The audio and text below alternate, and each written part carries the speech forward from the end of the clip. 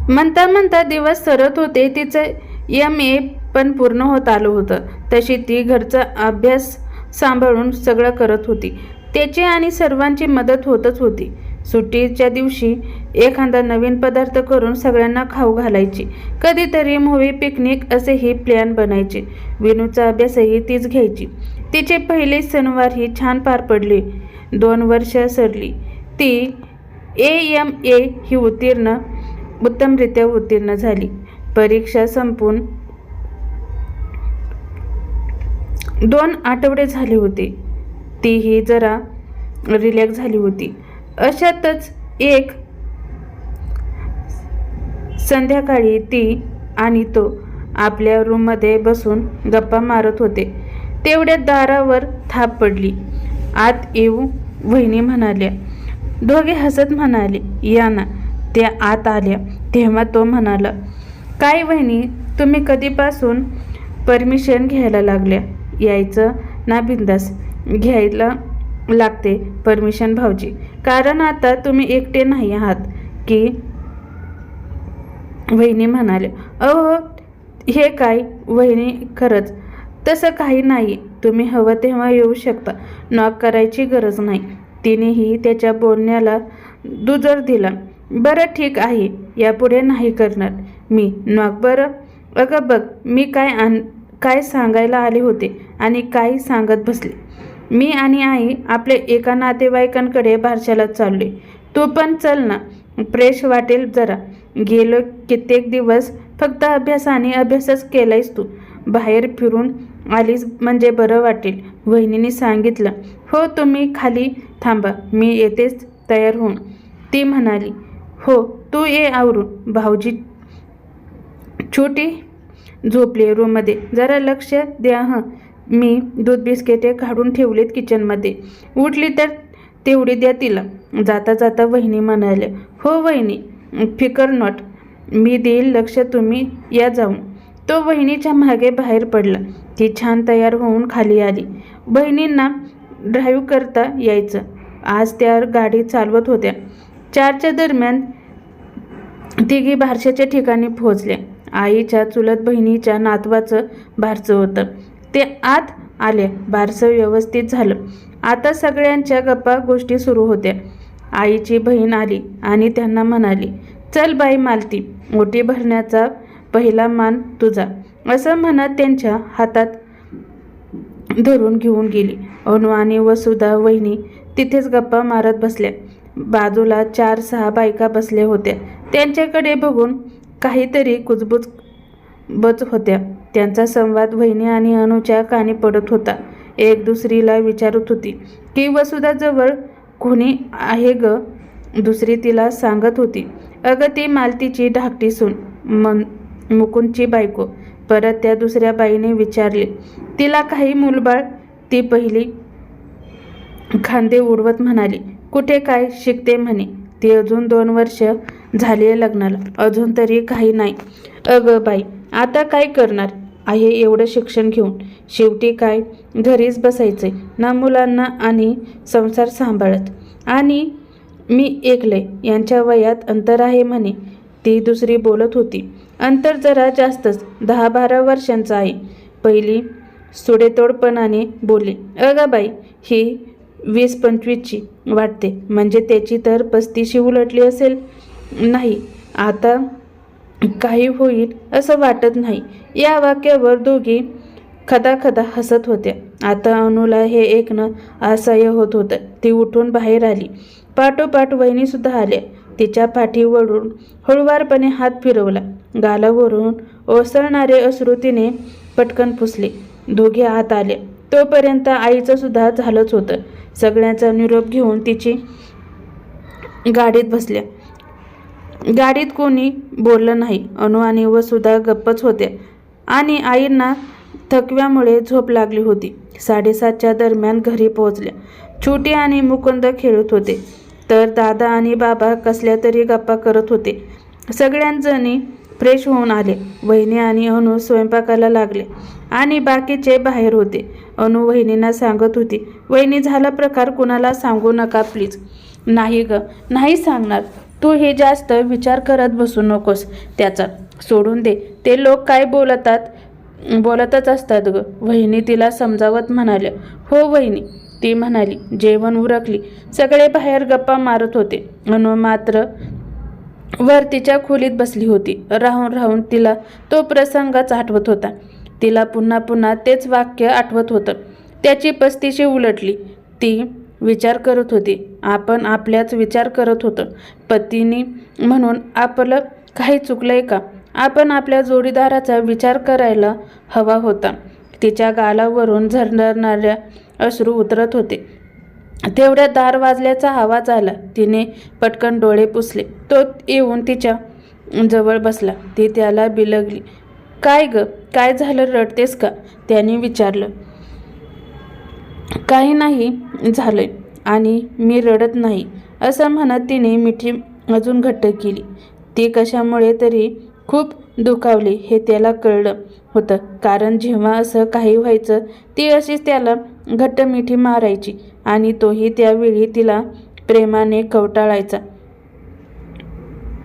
आताही त्याने तेच केलं होतं. ती थोड्या वेळाने शांत झाली. त्याने तिला झोपवली. हे सगळं होऊन एक आठवडा उलटला. खरं तर तिला डॉक्टरेट करायचं होतं मराठीत, पण आता तिने थांबायचा निर्णय घेतला होता. 1 वर्षाचा गॅप घेऊन नंतर पुन्हा सुरू करीन असं सांगायचं तिने ठरवलं होतं. पण त्यामागचं खरं कारण ती कोणालाच सांगणार नव्हती. तिने सगळ्यांना आपला निर्णय सांगितला. मुकुंदला जरा धक्काच बसला होता. कारण पत्नी होण्याआधी ती त्याची विद्यार्थिनी होती आणि तिचं मराठी विषयावरचं प्रेम त्याला माहिती होतं. त्याने पुन्हा खोदून विचारण्याचा प्रयत्न केला. तिला समजावलं, पण ती आपल्या निर्णयावर ठाम होती.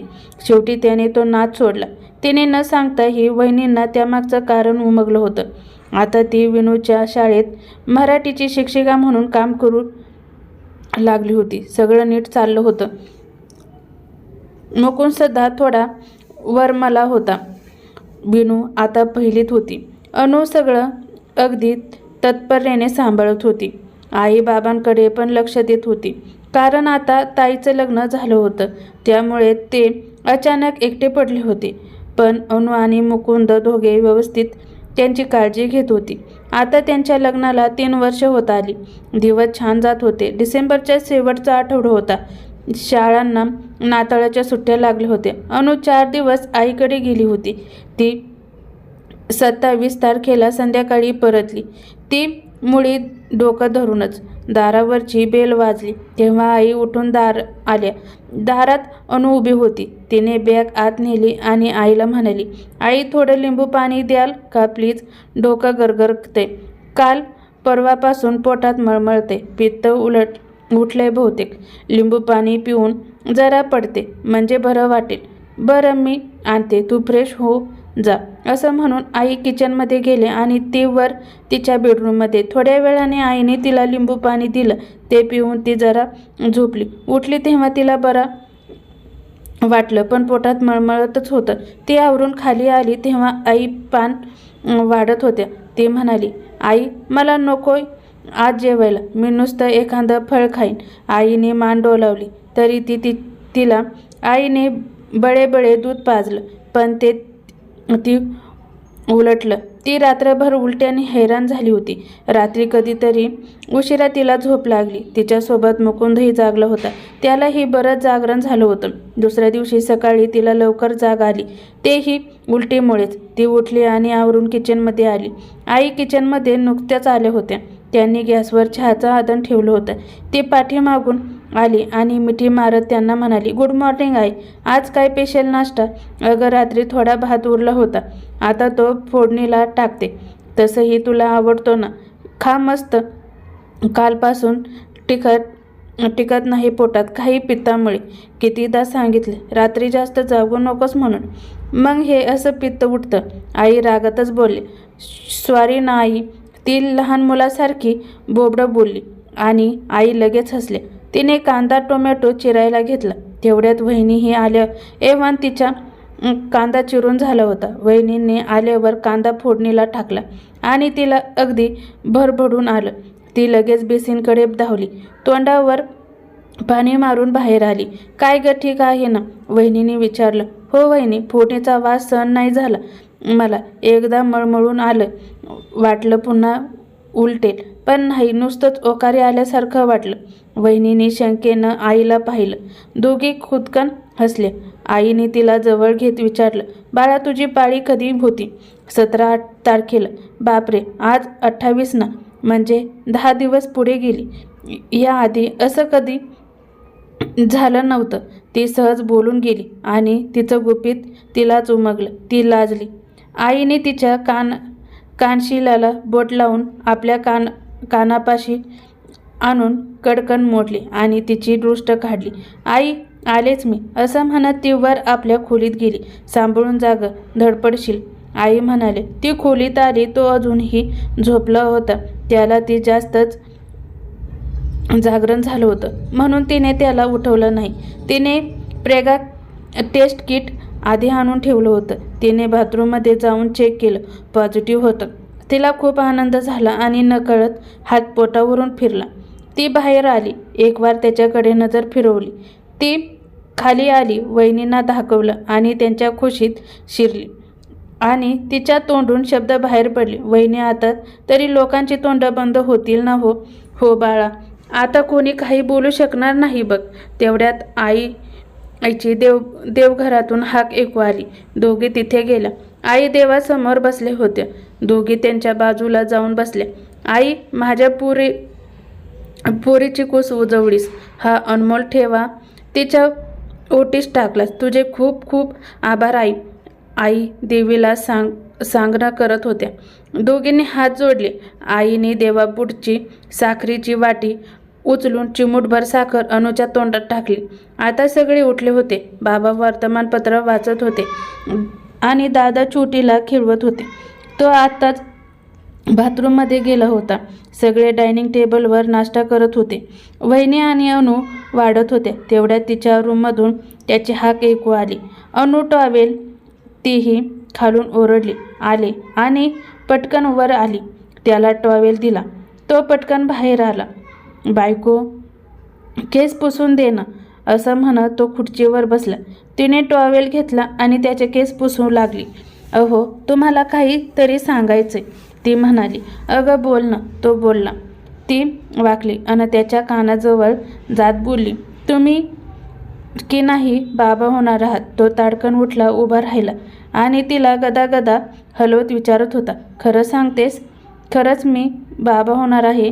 ती पुन्हा म्हणाली. हो. हे ऐकून त्याने चक्क तिला उचलून घेतलं आणि फिरवू लागला. शेवटी ती म्हणाली, अहो, हळू खाली उतरा ना, मला गरगरते. हो हो, उतरतो, सॉरी, असं म्हणत त्याने तिला उतरवून बेडवर बसवलं आणि तिला पाणी दिलं. सॉरी सॉरी, खरंच सॉरी. तुला अजून काही हवंय का? तुझं डोकं चेपून देऊ? खरंच सॉरी पिलू. तो अगदी भांबाळून बोलत होता आणि ती हो घातलेल्या पापाची तगमग पाहून हसत होती. तुला हसू येतंय? हो. वाळकं तोंड करून बोलला. अहो, हसू नाही तर काय, किती हायपर होत आहे. एवढं काही नाही झाले आणि असं होतं गरोदरपणा, ती त्याला सहजावत म्हणाली. तेही काही असलं तरी तुला काहीच झालं तर मला नाही सहन होणार, म्हणून आजपासून तुझी काळजी मी घेणार. हं, ठीक आहे, चला खाली जाऊया. सगळे वाट बघत असतील. दोघे खाली आली. छोटी मला भाऊ आणणार की बहीण, असं म्हणत विनू तिला बिलगली. त्यावर सगळेच हसले. अभिनंदन दादा, दोघांना म्हणाले. दोघे जोड्याने आईबाबा आणि दादा वहिनींच्या पाय पडले. तिने फोन करून आईबाबांनाही कळवलं. त्यांना सुद्धा खूप आनंद झाला. नाश्ता झाल्यावर आई म्हणाले, मुकुंद संध्याकाळी घेऊन जा बाबा तिला डॉक्टरांकडे. वेळेत ट्रीटमेंट सुरू झालेली बरी. संध्याकाळी डॉक्टरांकडे गेले. अनुला काही प्रॉब्लेम असला तर ती त्यांच्याकडेच जायची. ते स्त्री रोगतज्ञ होते, डॉक्टर अतुल कुलकर्णी. त्यांचा नंबर येताच ते आत गेले. डॉक्टरांनी तिला चेक केलं आणि बाहेर आले. त्यांच्या चेहऱ्यावर काहीसे गंभीर भाव होते आणि त्याच गंभीर स्वरात ते बोलले, ती प्रेग्नेंट आहे. तोही जरा गंभीरतेने बोलला. डॉक्टर, काय झाले? काही सिरियस? मॅटर आहे का? ते ठीक तर आहे ना?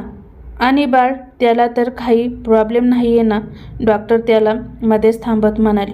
हो हो, सांगतो, सगळे सांगतो.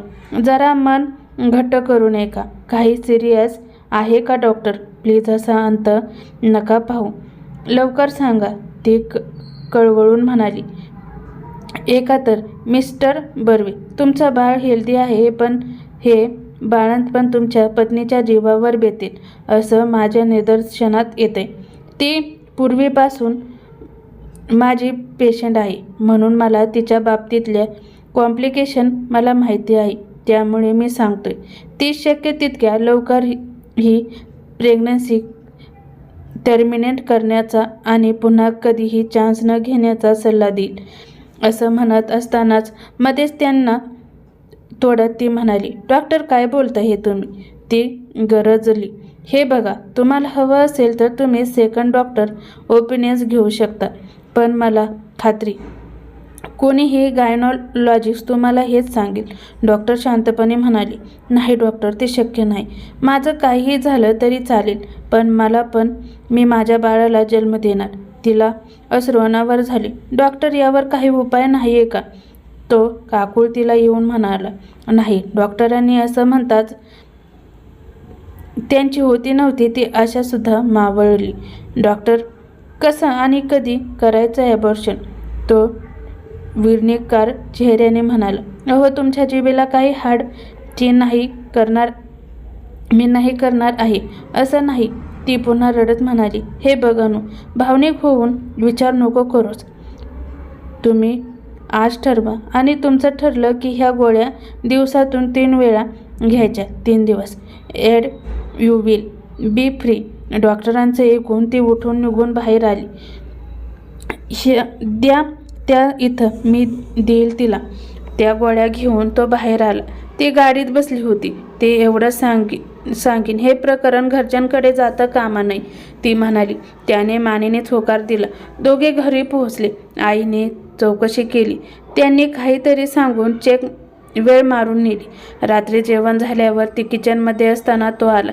तिथे आई आणि वहिनी होत्या. अनु, गोळी घे, तो म्हणाला. घेईन मी नंतर, ती म्हणाली. आई म्हणाले. घे बाळा, नंतर विसरशील. आई, आताच उलटी झाली आहे मला, परत होईल. ही झोपताना घेईल, आणि डॉक्टरांनी सांगितले की या गोळीने झोप येईल, म्हणून झोपताना घेईल. अनु बोलली. घे ग बाई, पण हे झोपताना न विसरता, आईने समजावलं. सगळं आवरून ती रूममध्ये आली. अनु, गोळी घे. त्याने तिच्या समोर गोळी धरली. ती नाही घेणार. माझा निर्णय मी मगाशीच सांगितलंय.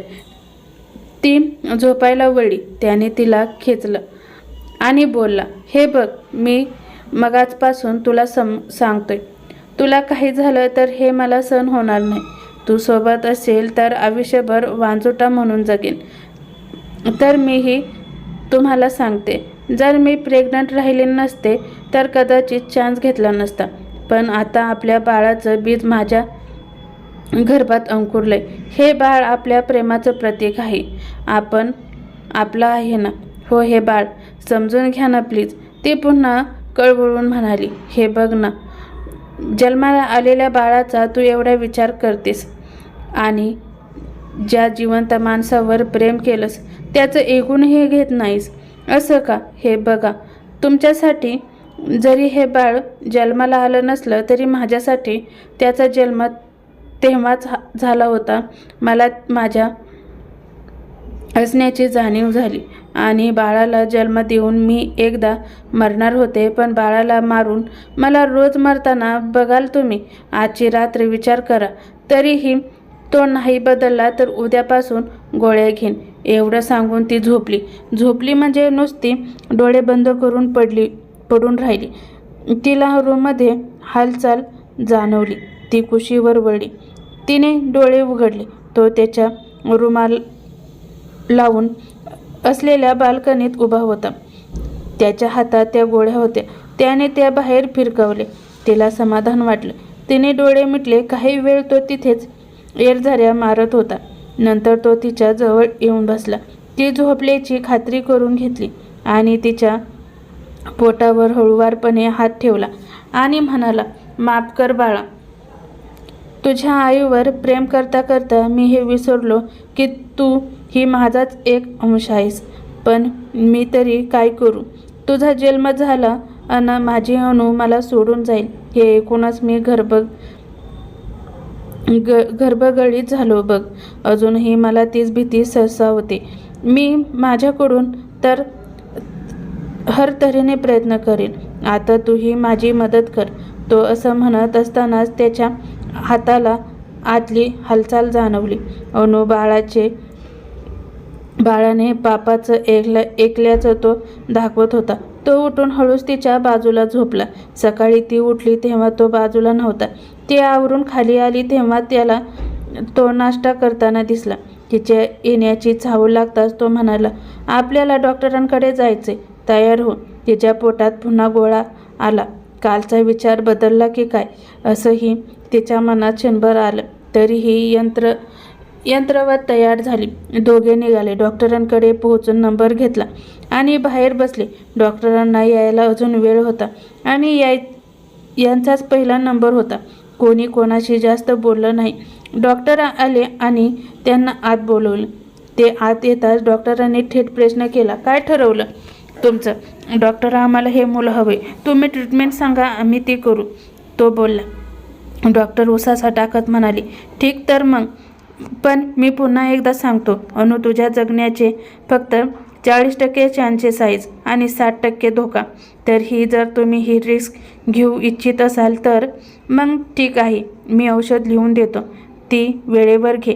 असं म्हणून डॉक्टरांनी प्रिस्क्रिप्शन लिहायला घेतली आणि इतर सल्लाही दिला. दोघे घरी आले. तिला आराम करायला सांगून तो बाहेर गेला.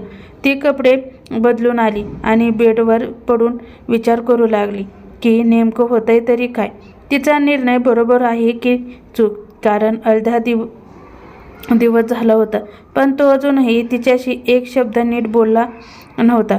वेलीवर फूल उमललं ते किती छान फुलते तसंच अनुच्या संसारवेलीवर फूल उमलण्याच्या मार्गावर होतं. पण अनु मात्र दडपणाखाली होती. अपत्य सुखासाठी पती तर दुखावला जात नाही ना, पण तिचा हे करण्यामागचा हेतू शुद्ध होता. भारतीय स्त्री आपल्या सौभाग्याला प्राणापलीकडे जपते आणि त्या दिवशी त्या समारंभात त्याच्या पुरुषार्थावर प्रश्न निर्माण केले जात होते. पण ती शांत कशी बसणार होती?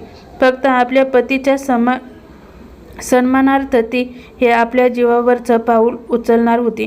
दिवस सरत होते. 3 महिने होत आले होते. अनु ओकाऱ्यांनी बेजार झाली. कधीही रात्री अपरात्री तिला उठावं लागायचं होतं तेव्हा तोही उठायचा. त्या तिच्या स्थितीवरून ती किती नाजूक आहे आणि पुढे काय परिस्थिती ओढवणार याची त्याला कल्पना आली होती. ती खूपच अशक्त होत होती. शाळेतही तिने कसंबसं फेब्रुवारीपर्यंत सगळं शिकवून संपवलं आणि रिझाईन केलं. आता ती घरीच असायची. तो सर्वतोपरी तिची काळजी घ्यायचा. मात्र तिच्या अपरोक्ष तो गेला. 3 महिन्यापासून त्याच्यातला अबोल वाढला. पण घरात त्यांनी हे जाणून दिलं नव्हतं. सरप्राईजच्या नावाखाली तिला लागलेल्या डोहाळ्यांच्या वस्तू तो आईकडे घेऊन जायचा. तिला काही त्रास तर होत नाही ना हे पाहण्यासाठी रात्र जागायचा. मध्येच तिला उलट्या व्हायच्या तेव्हा तो कधी उचलून तिला बाथरूमपर्यंत घेऊन जायचा. कारण दिवसभर उलट्याने बेजार झालेल्या तिच्यात चालण्याचा त्रास उरायचा नाही. पण त्यातही संभाषण क्वचित व्हायचं. 3ऱ्या महिन्यात तिची चोरओटी भरण्याचा कार्यक्रम झाला. दोघे सोनोग्राफीसाठी डॉक्टरांकडे आले. सोनोग्राफी रूममध्ये तिच्या पोटावरून फिरणाऱ्या मशीनने समोर दिसणाऱ्या स्क्रीनवर त्याच्या बाळाची इवलीशी कृती दिसत होती. डॉक्टर बाळाबद्दल सांगत होते. त्याच्या वाढीच्या प्रोसिजर समजावून देत होते. हे सगळं होत असताना त्याने तिचा हातात धरला होता. सगळं आवरल्यावर त्याने तिला गाडीकडे जायला सांगितलं. डॉक्टर आणि मुकुंद त्यांच्या केबिनमध्ये आले. तिच्याविषयीची माहिती घेण्यासाठी, औषध घेण्यात काही अडलं तर ते विचारण्यासाठी. म्हणून मुकुंद कित्येक वेळा त्यांना फोन करत असे. त्यामुळे त्यांची चांगली मैत्री झाली होती. तो डॉक्टरांना म्हणाला, डॉक्टर काय झालं, सगळं ठीक तर आहे ना? डॉक्टर उसाचा टाकत म्हणाले. हे मग मुकुंद, कूल डाऊन फर्स्ट आणि शांतपणे मी काय सांगतोय. मी तिच्या जीवाला धोका आहे हे तुला आधीच सांगितले. आता मी दिलेल्या मेडिसिनमुळे आणि तू घेतलेल्या योग्य काळजीमुळे तो थोडा कमी झालाय असं आपल्याला म्हणता येईल, पण अजून पूर्णपणे टळला नाही आणि तसं होणारही नाही. आता जरी ती ठीकठाक वाटत असली तरी नंतर कॉम्प्लिकेशन वाढतील. मी माझ्या परीने सर्वतोपरी प्रयत्न करेल, पण शेवटी जे होणार आहे ते होईलच. पण डॉक्टर, तो हताशपणे बोलला, माझा तुला डिमोटिवेट करण्याचा हेतू नाही. मी फक्त तुला अलर्ट करतोय. डॉक्टर शांतपणे म्हणाले. ठीक आहे डॉक्टर, मी येतो. तो उठला म्हणाला आणि दोघे घरी आले. 4थ्या महिन्यात उलटीचा त्रास थोडाफार कमी झाला होता. तिला वेळेवर डॉक्टरांकडे नेऊन आणणं, औषध नीट देणं हे सगळं तो करत होता. खूप काही बोलण्याची इच्छा असूनही तोंडातून शब्दच बाहेर यायला तयार नसायचे. ती खूप वेळा तो खोलीतून बाहेर जाऊ नये म्हणून त्याला अडवण्याचा प्रयत्न करायची, पण नेहमी दोघांचं भांडण व्हायचं आणि तो चिडचिड करत निघून जायचा आणि ती रडत बसायची. त्या दिवशी हे असंच घडलं. तो खोलीत नव्हता. ती आत्ताच आत आली होती. तिला टेबलावर त्याची डायरी पडलेली दिसली. तो कोणालाही तिला हात लावू देत नाही हे माहिती असूनही तिने ती उचलली आणि वाचायला सुरुवात केली. 24 फेब्रुवारी 2020. आज अनुला 3रा महिना लागला. खूपच अशक्त झाली. उलटेने हैराण होते आणि तिच्यासाठी मला काहीच करता येत नाही. प्रत्येक वेळी तिला होणारे ओकारे तिला माझ्यापासून तोडणार आहेत या जाणीवेने काळजाचं पाणी होतंय. मला बाबा म्हणून मिरवता यावं म्हणून स्वतः मरणाच्या दारात निघाली. बाळ मलाही हवंय, पण तिच्या जीवाचा सौदा करून नव्हे. हे तिला कसं समजावं काही कळेना. तू गेलीस तर काय होईल याचा एक वेळी तरी विचार केलास का? ती वाचत असताना तो आला. डायरी हिसकावून घेत खेचकला.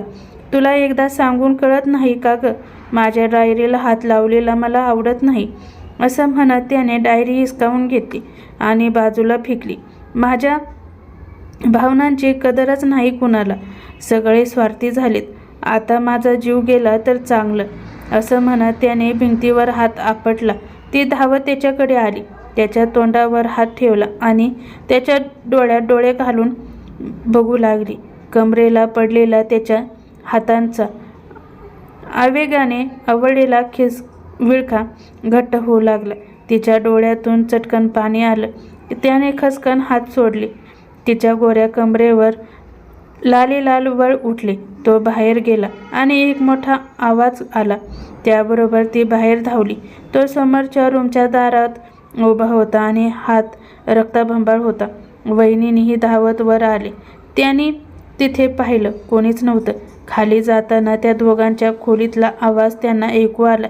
तुम्हाला काय वाटतं? हे असं आदळापट करून स्वतःला इजा करून घेतली म्हणजे टळणार आहे?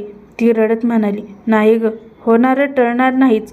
आणि होय, हे असं केल्याने माझी गुमसमट कमी होते. तू तुझी मनमानी केलीस आता. मी करतोय एवढंच असं म्हणत त्याने खाडकन दरवाजा उघडला. समोर वहिनी उभ्या होत्या. वहिनींना काही काम होतं का? तो एकदम नॉर्मल होत म्हणाला. अनुने पटकन डोळे पुसले. वहिनी आत आले. काय झाले अनु? त्रास होतोय का? कसला? नाही वहिनी, ते भांबाळून म्हणाली. काय हे भाऊजी, एवढं कसं लागलं? वहिनी वरचा फर्स्ट एड बॉक्स उघडत म्हणाले. अहो वहिनी, ते आतल्या खोलीत काही पडल्याचा आवाज आला म्हणून तिथे गेलो. आत जाण्यासाठी दार उघडलं आणि मी आत जाणार तेवढ्या दार येऊन हातावर आदळलं. बरं या, मी बँडेज करते हाताला असं म्हणून वहिनीने त्याच्या हाताला बँडेज केलं. अनु किचनमध्ये आली. चहा गॅसवर ठेवला. मनात चहासारखं भावनांचं मिश्रण मनात उकळत होतं. असहाय्य भावना डोळ्यावाटे वाहत होत्या. तेवढ्यात आई आत आले. काय ग, चहा आटपला बघ. कुठे लक्ष असं म्हणत त्यांनी गॅस बंद केला. सॉरी आई, ती डोळे पुसत म्हणाली. काय झालं बाळा? त्रास होतोय का कसला? नाही आई, ठीक आहे मी, असं म्हणत ती बाहेर आली. गरोदरपणात होतात मूड स्विंग असं वाटून आई गप्प राहिली. संध्याकाळ झाली. तोही ऊन अस्ताकडे कलली होती. अनु झोक्यावर बसली होती. हात पोटावर होता. आतली हालचाल तिला जाणवत होती. ती विमर्शेत होती. आपल्या आत अंकुराला जीव सत्य आहे.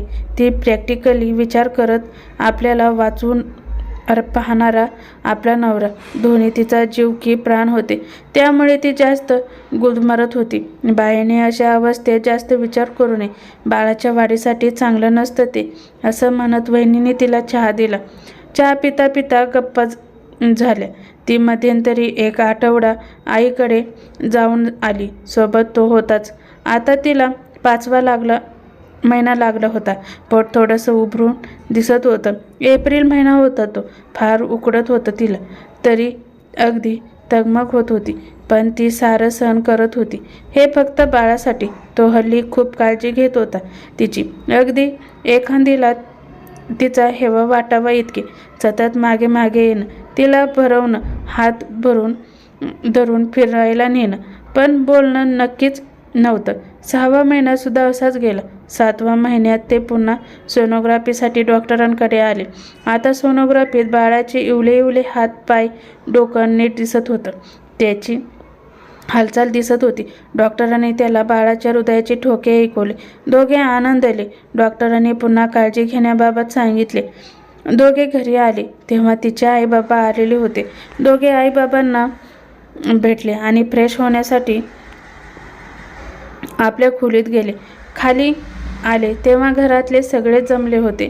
ती येऊन त्यांच्यात बसली.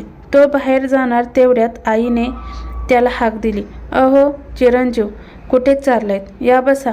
आपल्या सौच्या डोहाळे जेवणाची तयारी चालली. डोहाळे जेवण? आई नको ग हे सगळं, उगीच दगदग होईल तिची. डॉक्टरांनी आराम करायला सांगितलंय. तो त्रासिक स्वरात म्हणाला. अहो जावई बापू, जनरीत आहे तशी जपायला हव्यात आपल्या चालीरीती, तिची आई त्याला समजावत म्हणाली. सगळ्या चालीरीती जपण्याचा आपण मुक्ता घेतलाय का? पण नाही, तुला सगळ्यांना माणसांच्या जीवापेक्षा त्याचा आवाज चढलेला सगळ्यांनी आजच अनुभवला होता. तो रागात बाहेर निघून गेला. त्याला काय झालं हे कुणालाच समजलं नव्हतं. त्याची वेदना फक्त तिच्यापर्यंतच पोचली होती. ती आलीच म्हणत त्याच्या मागे गेली. तो उगाच काही तरी बरळला असेल असं मानून घरात सगळेजण पुढच्या तयारीला लागले. ती बाहेर आली तेव्हा तो एकटाच पावसात भिजताना दिसला. तो पाठमोरा उभा होता. ती तशीच त्याच्याकडे गेली. मुसळधार पावसात चिंब भिजली. त्याला तिची चाहूल लागली. ती त्याच्यापासून 2 पावले दूर असतानाच तिचा पाय घसरला आणि तोल गेला. आता आपण पडणार असे वाटून तिने डोळे मिटले. पण तिला दणकन हाताचा स्पर्श जाणवला. तो हात त्याचा होता, कारण तिची चाहूल लागताच त्याने पटकन पुढे होऊन तिला सावरले होते. तिने हळू डोळे उघडले. ती त्याच्या भाऊपाशात होती. त्याने तिला तशीच उचलली आणि आत आला. आत आल्यावर सगळ्यांनी प्रश्नांचा बडीमार सुरू केला. पण तो काही न बोलता, काही न थांबता तिला घेऊन पायऱ्या चढत होता. तिची नजर त्याच्या डोळ्यात होती आणि त्याची तिच्याकडे असूनही शून्यात हरवलेली. त्याने थेट तिला बाथरूममध्ये नेलं. ओले कपडे काढून टॉवेलने अंग पुसून आणि कपडे बदलून बेडवर बसवलं. स्वतः कपडे बदलून आला आणि टॉवेलने तिचे केस पुसू लागला. तोपर्यंत ती तशीच बसली होती, कारण लग्नानंतर तिच्या केसांचं ऑफिशियल डिपार्टमेंट त्याच्याकडे होतं. म्हणजे कितीही घाई असली तरी तिचे केस तोच पुसणार हे ठरलेलं. तिची लांब सडक केस पाठीवरून झऱ्यागत सोडले की ते कमरेपर्यंत पडायचे. मऊ ओलेत केस हातात घेऊन लाड करताना त्याला स्वर्गीय आनंद व्हायचा. तुला कल्पना आहे काय झालं असतं जरा काळजी घेता येत नाही, तो रागात म्हणाला. पण आज त्याच्या आवाजात एक प्रकारची शांतता होती. सॉरी सर, मी अपराधी भावनेने म्हणाली. म्हणून ही डॉक्टरांनी सांगितलेल्या गोष्टी माझ्या गळ्याखाली उतरत नाहीत. तू दूर जाणं, तो बोलला. बोलता बोलता थांबला. एव्हान केस पुसून झाले होते. तो टॉवेल बाल्कनीत वाळवायला गेला. डोहाळे जेवणात जूनच्या 3ऱ्या आठवड्यात ठरले. फक्त 2 आठवडे राहिले होते. आई आणि वहिनीने हौसेने सारं केलं होतं. तिची आई होतीच मदतीला. दिवस भरभर गेले आणि शुक्रवारची सकाळ उमगली. लगबग आणि घरात नवचैतन्य घेऊन सगळं घर फुलांनी सजलं होतं. सगळी तयारी झाली होती. घराच्या पुढे असलेल्या अंगणातल्या हिरवळीत फुलांनी सजलेला झोपाळा ठेवला होता. लॉन असल्यामुळे वर स्लॅब होता, त्यामुळे पावसाचा प्रॉब्लेम येणार नव्हता. संध्याकाळी 4च्या दरम्यान पाहुणे यायला सुरुवात झाली होती. 7ला कार्यक्रम सुरू होणार होता, कारण आईला तिचं बागेतलं तर वहिनीला चांदण्यातलं ढोवळे जेवण करायचं होतं. म्हणून दादाने हा तोडगा शोधून काढला होता आणि घरातल्या समोरच्या बागेत रात्रीच्या वेळी करा ढोवळे जेवण असं त्यांनी सुचवलं होतं. आणि सगळ्यांना हा तोडगा पटला होता. 6 वाजेपर्यंत वहिनी आणि ताई, तिच्या मैत्रिणी तिला छान तयार केलं होतं. तो काहीतरी घ्यायला रूममध्ये आला. मैत्रिणींच्या घोळक्यात आरशासमोर बसलेली तिला पाहून क्षणभर थबकला. तिच्या बाजूला उभ्या असलेल्या विशाला तो म्हणाला, विशा प्लीज. गालातल्या गालात हसून तिने सगळ्यांना बाहेर नेलं. तो अनुच्या जवळ गेला, तिला हात देऊन उठवलं आणि तिला एक वार निहाळलं. तिला त्या नजरेत खूप दिवसांनी तिचा पूर्वीचा मुकुंद भेटल्यासारखं वाटलं. हिरवी नऊवारी नेसून फुलांची वेणी लिहून नटलेली घरबारपणाचं तेज तोंडावरून उजळून निघालेली त्याची अनु त्याच्यासमोर उभी होती. त्याचे डोळे भरून आले. अहो काय बघताय, असे बोला ना काहीतरी. काही नाही ग, बघतोय माझ्या लेकीची आई कशी सुंदर दिसते. ती अवाक होत म्हणाली. काय म्हणलात? लेकीची आई म्हणजे तुम्ही मान्य केलं ना आपल्या बाळाचं अस्तित्व? तिच्या आवाजात तिला झालेला आनंद झळकत होता. अगं बाळ माझंही असणार आहे. माझ्या सुद्धा वंश आहे तो. असं मी कसं नाकारेल त्याचं अस्तित्व? तर हळवा होत म्हणाला. हो, मला तीच काळजी सतावत होती. आता मला काही झालं तरी तुम्ही आपल्या बाळाला अंतर देणार नाही याची खात्री पटली मला. ती म्हणाली. अनु, आजच्या दिवशी तरी नको ना ते? तो काकुळतीला येऊन म्हणाला. हं, असं कसं? आता मी नसण्याची सवय व्हायला हवी हो तुम्हाला. पण घाबरू नका, आपली लेक नाही भासू देणार तुम्हाला उणीव माझी. असं म्हणत असताना तिने पोटावर हात ठेवला. काय झालं? त्यानं विचारलं. लाथ मारते, ती हसत म्हणाली. 25? तो हळूच म्हणाला. काय 25? तिनं कुतूहलाने विचारलं. 25वी लाथ आहे ती. लबाड आहे चिवताई, तो पाठमोरा होत म्हणाला. बरं. ती पुढे काही बोलण्याआधीच तो रूममधून बाहेर पडला आणि ती त्याच्या पाठमोऱ्या आकृतीकडे पाहतच राहिली. लगेच तिच्या मैत्रिणी आत आल्या आणि तिला अंगणात घेऊन गेल्या. सवासनींनी ओट्या भरल्या, मैत्रिणींनी गिफ्ट दिल्या आणि आता होती कार्यक्रमातली गंमत. विश्वाने तिच्या पुढे 2 वाट्या धरल्या. एकात पेढा होता, ते मुलाचं प्रतीक होतं आणि एकात बर्फी होती, जे मुलीचं प्रतीक होतं. आणि अनुने एका वाटीला हात लावला, त्यात बर्फी होती. तिने त्याच्याकडे पाहिलं. त्याच्या तोंडावर समाधान होतं, कारण त्याला ही मुलगीच हवी होती. त्यानंतर फोटो झाले. आता सेकंड हाफ होता, म्हणजे वहिनींची हौस. चांदण्यातलं ढोवळे जेवण. त्यासाठी त्यांनी तिच्यासाठी खास वेस्टर्न आउटफिट आणला होता. व्हाईट गाऊन आणि मॅचिंग असा वाईन पल्स ज्वेलरी सेट. ती आली तेव्हा तो दुरूनच तिला पाहत होता. तेव्हा तिची विश्वा आली. जिजू, इथूनच काय बघताय? चला, तुमच्या सोना झोका द्यायचा तुम्हाला. यावर त्यांची काही रिॲक्शन नाही हे पाहून ती ओढतच त्याला झोपाळ्याच्या ठिकाणी घेऊन आली आणि सगळ्यांच्या आग्रहाखातर त्याने थोडा वेळ झोका दिला. नंतर तो तिथून बाजूला सरकला. 9 वाजेपर्यंत सगळं आटोपलं. पाहुणे पांगले घरातले सुद्धा कपडे बदलून आले होते. तेव्हा सगळ्यांना च्या लक्षात आलं की तो बऱ्याच वेळापासून घरी नाही. अनु सैराबैरा झाली होती. परत मित्रमैत्रिणींना कॉल करून विचारत होती, पण कुणालाही माहिती नव्हतं तो कुठे आहे. रडून रडून तिचे डोळे सुजून लाल झाले होते. घरातल्या सगळ्यांना तिला आवरताना नाकीनऊ येत होते. शेवटी ती दाराबाहेर आली. रात्रीचे 10 वाजले होते. सगळे तिच्या मागे धावले. तेव्हाच तो आत येताना दिसला. घरच्यांनी तिला आत नेलं. पाठोपाठ तोही आला. तो चिंब भिजला होता. सगळे त्याला एकच विचारत होते की तो कुठे होता, पण तो उत्तर द्यायचं टाळत होता. म्हणून सगळ्यांनी दुर्लक्ष केलं. त्याने कपडे बदलले आणि जेवला. झोपण्यासाठी खोलीचं दार उघडून आत आला. अनु दिसली नाही. त्याने बाथरूममध्ये चेक केलं. तिथंही ती नव्हती. तो खाली आला. तिथेही कुठे ती नव्हती. तो बाहेर आला. ती झोपाळ्यावर बसलेली त्याला दिसली. सोसाट्याचा वारा सुटला होता. पावसाची जोरदार धडक येणार असं वाटत होतं. तो तिच्या जवळ जाऊन बसला. तशी ती त्याला बिलगली आणि डोकं त्याच्या छातीवर ठेवलं. काय झालं? बरं वाटत नाहीये का? तो मृदू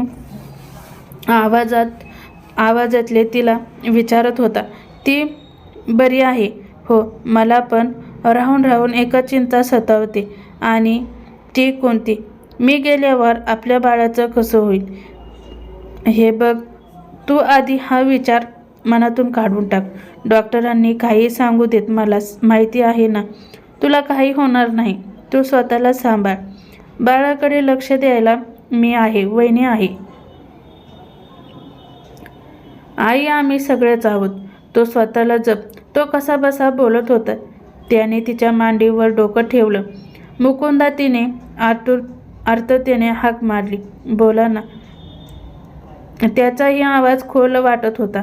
माफ करा मला. तुमची राधा आयुष्याची 4 पावलं तुमच्यासोबत चालण्यास समर्थ झाली. सप्तपदी सोबत चालले खरी, पण त्यामुळे तुमचं आणि या येणाऱ्या जीवाचं आयुष्य मी दावणीला जुंपल्यागत वाटते. ती म्हणाली. असं नाही ग. असं म्हणून तिला समजवताना त्याच्या अश्रूंचा बांधा फुटला आणि तो तिच्या कमरेभोवती हात घालून रडू लागला. त्याला तिलाही रडू आवरत नव्हतं. तिनेही डोळे ओसंडून वाहत होती. ती खूप प्रयत्न केला स्वतःला समजवण्याचा, पण तुझ्याशिवाय माझं आयुष्य शून्य आहे अनु. मी नाही करू शकणार हे दिव्य तुझ्याशिवाय पार. प्लीज, असं म्हणत तो रडत होता. ती त्याला धीर देण्याचा प्रयत्न करत होती. दादा आणि वहिनी सहज बाहेर आले होते. तेव्हा त्यांना हे दोघे दिसले. जवळ गेल्यावर त्याने दादाला मिठी मारली आणि वहिनीला. त्या दोघांना समजत नव्हतं नक्की काय झाले. आधी दोघांना त्यांनी घरात आणलं. दोघांना पाणी दिलं. शांत झाल्यावर तो सांगण्याच्या बेतात होता, पण ती त्याला अडवत होती. पण शेवटी त्याने सगळं सांगितलं. हा खरं तर सगळ्यांसाठी खूपच मोठा धक्का होता. सगळेच त्यामुळे चिंतातूर झाले होते. आता रागवून फायदा नव्हता. सगळे हतबल होते. आता तिची नीट काळजी घेणं हेच त्यांच्या हातात उरलं होतं. 8व्या महिन्यात तर तिला चालायला सुद्धा त्रास होत होता. बाळाच्या हालचालीमुळे रात्र तिला झोप लागायची नाही. पहाटे कधीतरी डोळा लागायचा. औषध, आराम सगळं व्यवस्थित चालू होतं. सगळे होईल तेवढा जीवाचा आटापिटा करून तिची काळजी घेत होते. त्यालाही जागरण व्हायची. काम आणि ही दोघांना सांभाळताना त्याला तारेवरची कसरत करावी लागायची. पायऱ्या चढायला त्रास नको म्हणून तिला खालच्या खोलीत शिफ्ट केलं होतं. तिथून आईची खोली ही जवळच होती. तिचे आई बाबा तिला त्यांच्याकडे घेऊन जायचं म्हणत होते, पण त्याचा त्याला नकार होता. पण त्याचा हट्ट रास्त होता, कारण तिच्या आईला एकटीला सारं झेपलं नव्हतं. इथे आई आणि वहिनी दोघी होत्या मदतीला, आणि त्याने आग्रह करून तिच्या आईबाबांना तिथेच ठेवून घेतलं. 9वा महिना लागला होता. आता ती खूप थकली होती. चेहरा मुलूम वाटला होता. तो जास्तीत जास्त वेळ तिच्या जवळ असायचा. डॉक्टरांनी 3ऱ्या आठवड्यातली तारीख दिली होती. त्याने 1 महिन्याची आगाऊ सुट्टी टाकली होती आणि ती रात्र शेवटी आलीच. दिलेल्या तारखेचा 1 आठवडा आधी रात्री 10च्या सुमारास तिला कळा सुरू झाल्या. सगळे तसे जागेच होते. घाई केली आणि तिला हॉस्पिटलमध्ये ॲडमिट केलं. तिचं बीपी शूट झालं. डॉक्टर बोलले लगेच डिलिव्हरी व्हायला हवी. नॉर्मल झाली तर ठीकच, नाही तर सिझेरियन करावं लागेल. मुकुंद बोलला, काही करा डॉक्टर, पण माझ्या अनुला आणि बाळाला वाचवा. आम्ही आमचे प्रयत्न करतोच आहोत. बाकी सगळं परमेश्वराच्या हाती आहे. चल माझ्यासोबत, आपल्याला फॉर्मॅलिटीज पूर्ण कराव्या लागतील. डॉक्टर पाठ थोपटून धीर देत म्हणाले. त्यांच्यासमोर कागदपत्रे आली. आई किंवा बाळ कोणा एकाला वाचवायचे हमीपत्र होते. ते थरथरते हाताने त्याने सही केली. डॉक्टरांनी लेबर रूममध्ये थांबलो तर चालेल का प्लीज? तो थरथरत बोलला. हो ठीक आहे. डॉक्टरांनी परमिशन दिली. त्याने बाहेर यायला सांगितलं आणि तो आत गेला. अनु वेदनेने कणत होती. त्याला पाहून तिला धीर आला. तो तिच्या जवळ गेला. तिला सलाईन लावलं होतं. एरवी साधे इंजेक्शनला घाबरणारी अनु आज इतक्या वेदना फक्त आपल्या बाळासाठी आणि त्याच्या सन्मानासाठी सहन करत होती. कळ आली की ती अगदी कळवळायची. ती बघणाऱ्या डोळ्यात सुद्धा पाणी येईल. खूप दुखतं का गं? त्याने हळू तिचा हात हातात घेत विचारलं. हो, ती मुलूम आवाजात म्हणाली. काही हवंय का? पाणी पितेस का थोडं? बरं वाटेल. नको सर, तुम्ही फक्त जवळ राहा, हात जोडू नका. माझा खूप भीती वाटते मला. आई ग, जरा सहन कर. मी तुझ्या वेदना नाही ग वाटून घेऊ शकत. तोही कळवळत होता. तिला त्रास सहाय्य होत होता. वहिनी सांभाळतील ना हो? आपल्या बाळाला देतील ना आईची माया? पण त्यांना विनू आहे. मग आपल्या बाळाचं कसं होईल? कोणी नसेल तरी चालेल, पण आई तुम्ही तिला अंतर देऊ नका. ती कशीबशी बोलत होती. तू बोलू नको, शांत राहा. आणि आता कसलाच विचार नको करूस. नाही, मी न बोलून कसं चालेल? कसं करणार आहात सगळं माझ्या मागे. शांत राहा, तुला काही होऊ नाही देणार मी. तो ताडकन उभा राहिला. खिडकीपाशी जाऊन बाहेर बराच वेळ बघत होता. रात्री 3 वाजत आले होते, तरी तिची सुटका होण्याची चिन्हे दिसत नव्हती. बाहेर आणि आत सगळ्यांचा जीव टांगणीला लागला होता. तिचा आवाज तिथल्या प्रत्येकाच्या काळीच पिळवटून टाकीत होता. डॉक्टर ऑपरेशनचं मनावर घेत नव्हते, कारण त्यात जास्त धोका होता. सगळे शर्थीचे प्रयत्न करत होते. तो हताशपणे जवळ उभा राहून तळमळणाऱ्या अनुकडे पाहत होता. आणि शेवटी सकाळी 6 वाजता मुकुंदा अशी तिची किंचाळी सगळ्यांच्या कानावर पडली आणि मागोमाग बाळाच्या रडण्याचा आवाज आला. सगळे आनंदले, पण क्षणभरच, कारण अजून अनुची काही बातमी आली नव्हती. मुलगी झाली. नर्सने येऊन सांगितलं. अनु ठीक आहे ना? बाबांनी धीर करून विचारलं. ते डॉक्टर सांगतील असं सांगून ती निघून गेली. आत अनु घामाघूम झालेली, उशी आवळलेल्या मुठी सैल झाल्या. डॉक्टर, माझं बाळ कसं आहे? अगदी तुझ्यासारखंच गोंडस आहे बघ, मुलगी झाली तुला. असं म्हणत डॉक्टरांनी बाळाला तिच्या छातीवर ठेवलं. तो निष्पाप जीव तिला बिलगला आणि आई समजून घेण्याचा प्रयत्न करू लागला. तो जवळच उभा होता. त्याचा हात हातात घेत ती म्हणाली, मुकुंदा, बाबा झालात तुम्ही. लेक दिली मी तुम्हाला, सांभाळा तिला. असं म्हणता म्हणता तिची शुद्ध हरपली. डॉक्टरांनी बाळाला नर्सकडे दिलं. अनुला चेक केलं आणि मुकुंदासोबत बाहेर आले. सगळे डोळ्यात प्राण आणून वाट बघत होते. डॉक्टर उसासा टाकत म्हणाले, अनु कोमामध्ये आहे. अजून तिच्यावरचा डोका टळलेला नाही. डॉक्टर, ती शुद्धीवर कधी येईल? वहिनी विचारत होते. ते आताच नाही सांगू शकत. काही टेस्ट करावे लागतील. उद्या रिपोर्ट्स आल्यावर समजेल, डॉक्टर म्हणाले. आणि बाळ? आईने विचारलं. बाळ अगदी हेल्दी आहे. थोड्या वेळाने तिला भेटू शकता. नर्स घेऊन जाईल तुम्हाला. 3 दिवस झाले तो हॉस्पिटलमध्येच तिच्याजवळ बसून होता. शेवटी दादाने त्याला कन्व्हिन्स केला आणि घरी पाठवलं. तो थेट बेडरूममध्ये आला, दरवाजा लावून घेतला आणि तो कोसळलाच. पूर्ण रूमभर तिचा आठवणीने पसरल्या होत्या. त्याच्या मनातली अनु आता त्याच्या डायरीतून त्याच्याशी संवाद साधत होती. सगळे लहान लहान सगळे प्रसंग डोळ्यासमोरून जात होते. तिथेच आणखीन एक डायरी पडलेली दिसली, पण ती डायरी नव्हती ते त्याला कळलं होतं. त्याने ती उचलली आणि पाहिलं. पान उघडलं आणि त्याची नजर अक्षरांवर पडली. ती अनुने लिहिलेली आहे. हे कळायला त्याला वेळ लागला नाही. तिची सुरुवात ही अशी होती. प्रिय मुकुंदा, लग्नानंतर लिखाण सुटलं असं नाही म्हणणार, पण काही कारणास्तव राहून गेलं. पण आज वाटलं की लिहावं असं वाटलं, तुमच्यासाठी आणि आपल्या पिल्लूसाठी. आपल्या बाळाची बातमी जेव्हा आली तेव्हाच तुमच्या चेहऱ्यावरचा आनंद आणि त्यानंतर डॉक्टरांनी घेतलेल्या स्टेटमेंटनंतरचा तणाव आणि टेन्शन मला जाणवत होतं. पण मी तरी काय करणार? तेव्हा मी फक्त तुमची अनु नव्हते, आपल्या येणाऱ्या चिवची आईसुद्धा होते. मी घेतला एक निर्णय.